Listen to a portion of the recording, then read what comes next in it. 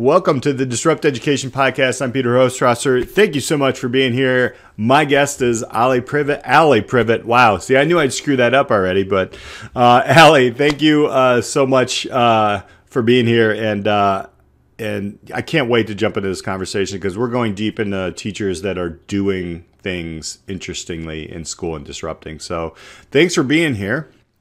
Thanks for having me. And also, that was a very brief, okay, she's a teacher. Tell us a little bit about who you are and what you're doing these days. So I have, as you alluded, I am a teacher. I teach high school chemistry. I call it baby physics. It's like ninth grade level physics. Ironic part is I never thought I would teach that subject, but I do it, and it actually makes me a better chemistry teacher for it. And I've done that for the past kind of 10 years. I have not maybe a traditional background in like how I didn't grow up thinking like I'm going to be a chemistry teacher. But I was raised by teachers. And so I definitely have that like teaching spirit inside of me. If you grow up with two parents who are educators, it inevitably seeps into your soul, whether you want it to or not. And so anyway, I got my degrees in biology, health science, health education. So I thought I wanted to do public health work, and then also chemistry. But chemistry was kind of like this last whim. It just ended up being a subject that I just really fell in love with the professors that I had in college. And so just ended up taking more and more classes around it. Funny how that works, like when you actually enjoy a subject matter. Right. But anyway, so I actually thought for a long time I was going to be a dentist. And then I thought I was going to be like a public health worker, social worker, got into a grad program to be in public health and social work, did a year of AmeriCorps where I worked in kind of the community health space. All this to say that I had these touch points with education. And when I was doing AmeriCorps, and I worked with teens after school and this theater, and it was it was a really cool program actually, because the kids got to share kind of their stories around health and healthy habits, and they got to put it into a play. And it was through this AmeriCorps experience. I had some other kind of touch points, but I got into this field of social work, and I had always loved school. Ended up, I really, for the first time in my life, hated school. And I had to really rethink what I was going to do. And I share all this just to say that you don't have to have a linear path to end up and be successful in what you're doing. And ultimately, it took a year to really reflect. Ended up working with this after school program that was for inner city kids who were at risk. And it was kindergarten through fifth grade. And these kids really changed my whole perspective. And there's nothing more magical than seeing a kid learn how to read. One day they cannot read, the next day they can. And I was just hooked. I was oh my gosh. And but I knew I had to kind of really figure out okay, I'm obviously love teaching, love being around young people, but where do I kind of fit into that? And it really ended up being chemistry. I was I really love the subject matter, and I really love other people understanding it. And I thought back to my high school experience of Miss Lane, you have a teacher that really makes a difference. Yep. You'll never forget them. And she was just this powerhouse teacher who taught chemistry in a way that just kind of enlightened me and made me want to pursue science more. I never even I liked science, I guess. But so then I ended up getting into chemistry. Now I'm actually full circle, been doing it for 10 years. And I know we've talked about this a little bit. I am transitioning into full-time entrepreneurship and taking some time to kind of do something else with the talents and kind of strengths that I have.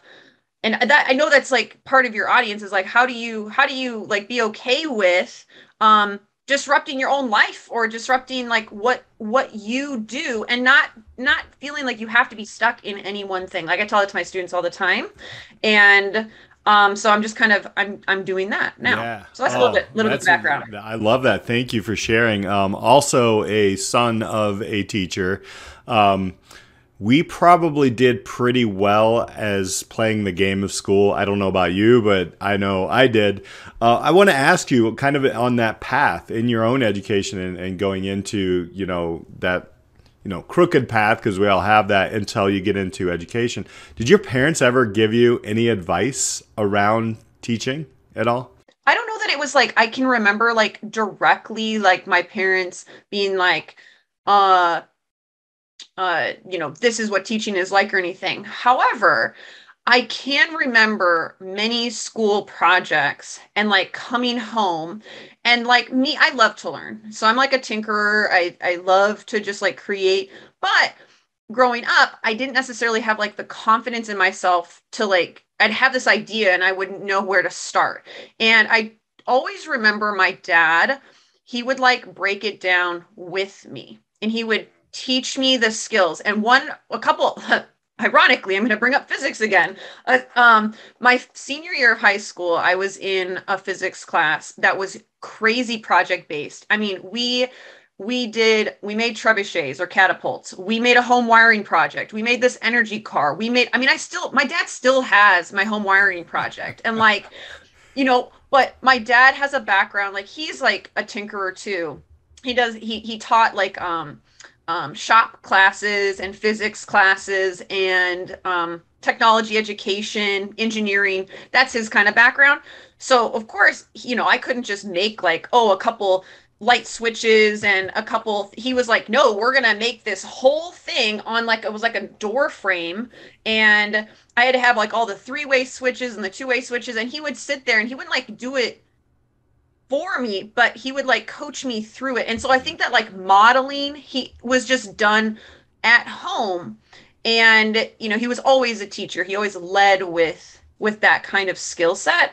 And I guess as being a teacher, when I was first starting, my parents would kind of tell me like, I come home being like exhausted. It's like a mental exhaustion. Yeah. And they would be like, it's normal, it's a muscle. Like they would kind of normalize things that I would go through. So I feel like that was helpful, like being in the profession. And like being okay with doing things differently, teaching classes a little bit differently. My dad, he wrote and taught classes that he came up with and he got grants for. And so he kind of showed me like different ways. You don't have to like do things by the book if you think like what's best for your students and like your personality. So I guess they just kind of helped me lean into the gifts that I have, and feel confident around them. Yeah, no, I feel that because my father was a little bit different. He was a math teacher, but he understood like what kids really needed at the point of where they were in their lives, and I think that's kind of resonated. That's why I asked the question, because we have a lot of similarities. Obviously, I started out actually volunteering time with elementary school kids as well, in our previous conversations, and that's pretty cool. My father also said, watch out for the politics. So I'll just keep that there. With that being said, so let's talk about now, like, you're 10 years in. I think there's a lot of people who are like, yeah, you're doing some amazing things. And then, what's the driving force behind, obviously you want to kind of take talents somewhere and try something else out. Let's dig into it, right? And because I think there's a lot of educators who have this similar kind of feeling, right? We're either burnt out or we're bored, or there's only so much you can do in four walls, in a roof with students. Well, let's talk about that. So talk a little bit deeper into where did this idea come from, and where are you going? What are you looking at doing using your talents? I would say that my personality is always like a risk taker. I like to be challenged. I very intentionally chose the subject of chemistry because it challenged me, and I wanted it to, and I know it's like a super intimidating topic for students, and I wanted to remove those barriers. So that's like Yes. why I got into it. And I think being a woman role model for science and champion for science is also really important. So that's like what led me into the work and why I'm so passionate about teaching chemistry and opening that door. Because I get like one of two reactions from people like, oh, chemistry, or like, oh, I loved it. It's very dramatic. I struggle with chemistry. I'll just let you know. But I loved it though because it was hands on, but it was hard. Yeah. So Yeah, it is. So, pre-pandemic, like literally January, February, and early March of 2020, I actually applied for a position within the same school district that I'm currently in. And it was for a project-based and student personalized learning school. And actually I share this because I was already looking for a change than the traditional school model. So I was really heavy into project-based learning and just this idea of doing school differently than the teacher and like the curriculum and me leading it or the district leading it and having it be more from the student end and they're driving the learning. And I actually got that position and was planning on transitioning into that position. And then the pandemic happened. And so that got totally tabled and paused and just kind of actually now it's totally gone. And then that first year I was kind of waiting to see like, is this still going to come to fruition? Is it going to be delayed by like a year or two? But when I finally got told that, look, this project is now at least 5-10 years down the road, and I was already ready to make a change, then I had this, we all in education had and are continuing to have the roller coaster ride that is the pandemic. I started looking for other areas to grow and challenge myself beyond the traditional classroom. So I really feel like one of my strengths is helping students find higher levels of success outside of my classroom. I use chemistry as the vehicle to get kids excited about the world around them and use it as this beautiful lens to like just like explore ideas that you've never thought about. Like chemistry is super technical and it's also like this space of things you can't see yet it makes up everything that you do. And there's this like very small, atomic level perspective. And then there's what I call the macroscopic perspective of like what you and I experience and how that relates to what's happening at the particle level and that transformation that occurs when you can integrate those two. And so I just want to carry that out. And like, so I use that kind of thinking and getting kids to think about their thinking and get them to wonder about the world around them. And that is something that students still come back every year and tell me that is still helping them to this day. They're not necessarily telling me like, oh, I really, yeah, there are some labs, I blow stuff up and, like the traditional. I remember those. Right. Kids generally remember when we set things on fire and like, create mini controlled experiments that, have explosive components. I mean, it's definitely like you see, I literally tell the kids, I'm like, today you're going to feel like you're on television. Like, it's like what you see on television, that's what you're going to experience today. And like, they don't believe me. They think I'm like playing some hype game. And then they're like, oh, actually, she was right. But getting kids excited about learning and then teaching them habits that translate outside of like my four walls. And I just have really felt this tug that like I'm meant to do this work beyond who is assigned to my class each year in this one school district. So by being able to lean into those gifts and help other people design more meaningful learning experiences where you're looking at like your individual students at that atomic level, but then you're also looking at them from like a global big picture perspective. And I think because of the subject matter that I teach and having to do that and create examples around those things, it naturally carries over into so many other areas in students' lives where you need to be good at the small details, but you need to be able to look at the big picture. Yeah. And so, yeah, I just want to lean into that work more with helping, whether it's school districts or colleges or companies, and like, how do you create really strong learning experiences around whatever the topic is with like transferable skills and it doesn't really matter what the topic is. I know, like, right, you teach entrepreneurship, and it's Mhm. like you're teaching kids skills that they can use no matter where they go. And I literally start off the year by talking to kids like, I don't care if you want to be a lawyer, a construction worker, a doctor, a nurse, you don't know what you want to be, like it doesn't matter. These problem solving skills and study skills and habits of mind and way and thinking about your thinking, that is what is going to be what you need for the rest of your life. And so I leaned so heavily into that already in my classroom. It just felt like I was already growing into the role that I'm like now pursuing full time. So Well, we've had that conversation, and that's one thing that like actually I learned from science is how to experiment in business, and that just lends itself right to entrepreneurship. And we had that conversation. I think the one thing that I didn't like about chemistry, and this was a few years back, I'll just keep it at that. We had to memorize the entire element, the table. periodic table. The periodic table, yeah. See, I can't even remember. I've already blocked it out by even saying it. But like, and I remember the torture I felt through that.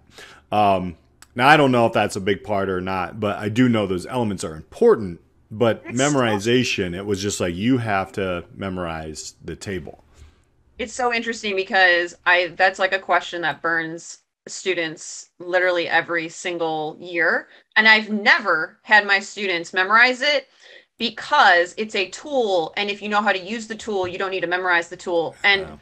I find high levels of success with my students buying into that. And they tend to know the periodic table better than anybody else because I don't have them. They do have, there are some skills I have them memorized because Sure. it's for speed and efficiency. And Right. I, again, tie it back into like, I always give them the why. Like, Yeah. why am I having you do this? Because there are certain things that like you need to just sit down and memorize, not because like it's information that you can't look up, but it's because otherwise I know you can't sort out the differences unless you spend some concentrated time trying to create memory systems around this information. And then they're like, oh, so it's not random. You're not just having me do it for like just because you feel like having us memorize stuff. But yeah, no, not the periodic table though. I tell the kids, I was like, I don't even have it memorized. And I've been teaching it for 10 years. You're now my favorite science teacher, even though I've never went through it, because that was the one thing. But I do remember blowing up things, but in business, it's the same thing. You have to put things together, try it, see what happens. We can make the assumptions. That's why I always need the hypothesis. I remember the lab sheets, and basically I take those skills into, and any business does as well, which is awesome. And I love your lens. So the question is, as you scale this learning, well, would there be something that a school or a system could do to change to actually help you scale inside, or some way that you could see that this is a need that we should switch? It sounds like that PBL school was a very good first step, which is super disappointing that they just. I thought we were all going back, so we should go right back to right. So, but yeah, talk a little bit about how would like to see school evolve over the next couple of years. I know we definitely have started talking about this. And I think the pandemic created a beautiful opportunity for us to explore and innovate and reimagine. And what I am finding is that there are definitely school districts and colleges, universities, companies, like you name it, student facing organizations that are pushing the envelope and are saying, let's rewrite our story and let's really lean heavily into that. However, there are other school districts and organizations that are now like really gripping so much stronger on what they used to do. and trying to drag that into the now and just hold it like so firmly. And I think that the best thing that's, educational organizations, institutions can do is to lean into different and literally reimagine what will get learners to learn the skills. Like, I mean, this has to come from like, I mean, yes, you can always do it at a local level and start small within your community and like what you can control. But we need to start having these conversations at the state and federal levels, because in order to really disrupt education, we need to loosen a lot of student learning mandates and reimagine what it looks like for someone to get a high school diploma or a college degree. Like, what do we really want kids to like know and be able to do? Because the standards, from my perspective, this is me, Alli Privitt, talking about this in April of 2022. I just think that we need to backwards design some of those elements and think like, well, what does it represent? Because if it's not serving our students and getting them excited to learn and then putting them in the driver's seat and like guiding them, I just think we're missing a lot of opportunities to get kids to their full potential and get them really excited around the learning process. Like, I think that's maybe the element that's missing for me is I see a big disconnect with even some of my own students, that the apathy is really high. They're bored or they're unengaged, disengaged. And how do we get them excited and get them more a part of the journey is what I would say is a crucial piece. And like, it is asking students, it is getting the communities involved. It is a big, big thing. We can't just sweep it under the rug and just be like, oh, well, business as usual.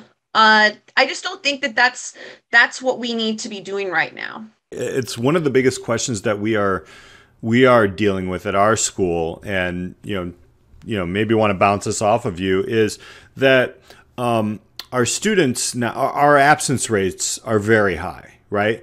Because last year, what we did is we digitized everything, right? I have everything that I do in class is already videoed somehow. There's engaging lessons and different things like that.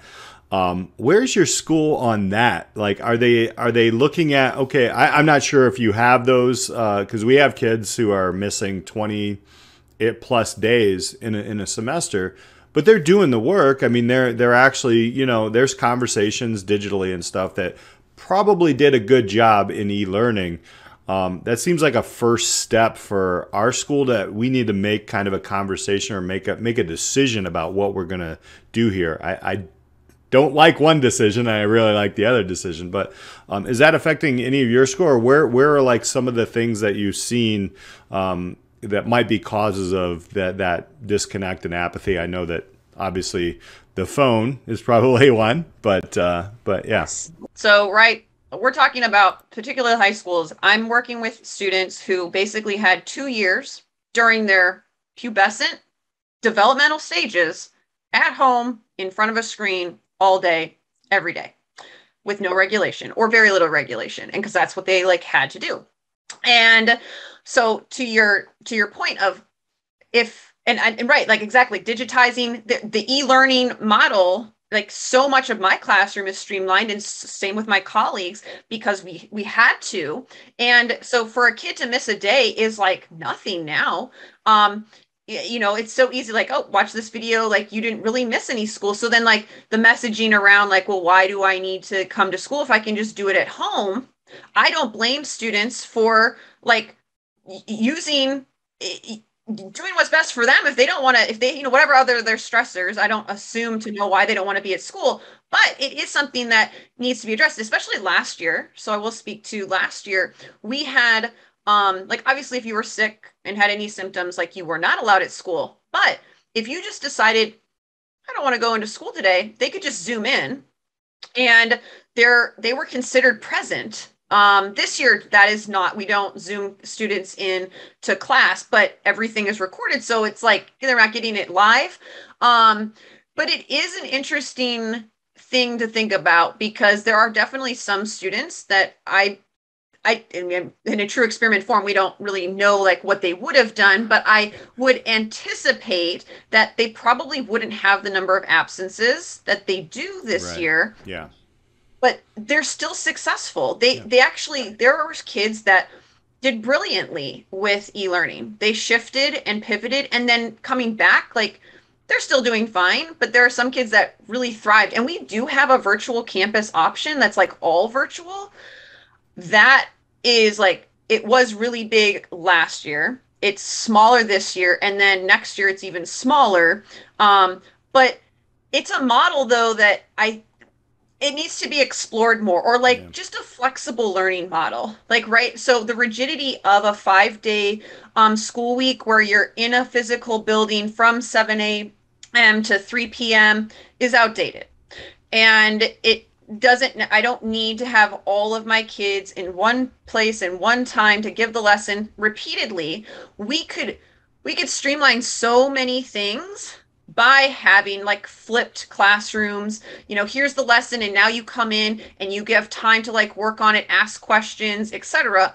And I think those conversations need to be had in terms of how do, like, this is a way to reimagine school. Like, why keep the Bell model? Why keep the rigid 5 day, like, day? I'm just throwing No. ideas out there, Yeah. but Yeah. there are lots of conversations to be had about like how we could do things differently. Yeah. And yeah, the bigger the school district and where you're at and regulations and all of that's going to play into it. But like, why not even start the conversations and like ask the tough questions, and also probe into like what's possible? Like, people don't really like to change, but I'm all for it. Yeah. Uh, because it's innovative, and it's, yes, it's scary, but like, you have to take that plunge. You you, Right. you literally do have to take the leap of faith that it's that different isn't bad, and Yeah. like change, while you might have some rocky period, it's going to get better. But just holding on to something just because, oh, it's how we've always done it, I don't think is the answer. Thank you for that, because those ideas, I mean, we could go on. I mean, there's so many obviously awesome ways that we could do it. I'm actually excited that this is happening, that students are missing school and getting it, because it's schools are reactive. They're not proactive. As systems are reactive. So, it's gonna bode that question out, and it will come across school boards. It will come across legislation, because what are we going to do here? Because inevitably our clients are choosing this way, and are we set up, or how do we actually react to it? So no, that's fantastic. I wanted to kind of round out here. So what's next for Alli, like in the next couple of years? Where do you see yourself kind of going? I don't like to go too far out because things change quick. And also, how can people connect with you and even learn more about some of the things that you're doing? As I previewed, I am finishing out this school year, happily finishing out, and I'm taking in like all the fun experiments. And then, so I did start my own business, which originally started as a total tangent to teaching as like a space to just kind of tinker in, because that's what I do. And it was around like personal health and development wellness. So I started that, and I still do personally train people because I like to lift weights, unrelated. But now the future of my business is around educational consulting, speaking, workshopping, like having these types of conversations around like, what does it look, or what does student success look like, and how do we reach our students through the classes that we're teaching, and kind of speaking to that. So I am moving more into like the consulting, the speaking side of education, and I'm going to see where that takes me. So, and then I'm also planning on writing a book. So there's that. I am scheduled to start that in the fall, which I'm very excited about. And so that's kind of like, where it kind of grows from there is organic and just having more conversations with people. And then let's see, where can people find me? So my main website is just www.myfriendalli.com. it's a work in progress, as everything is, but it does share a little bit more about my story. Easy to find me on LinkedIn at, linkedin.com/Alli Privitt. And then Instagram is like kind of my fun play zone. And it's my friend Alli is the handle for that.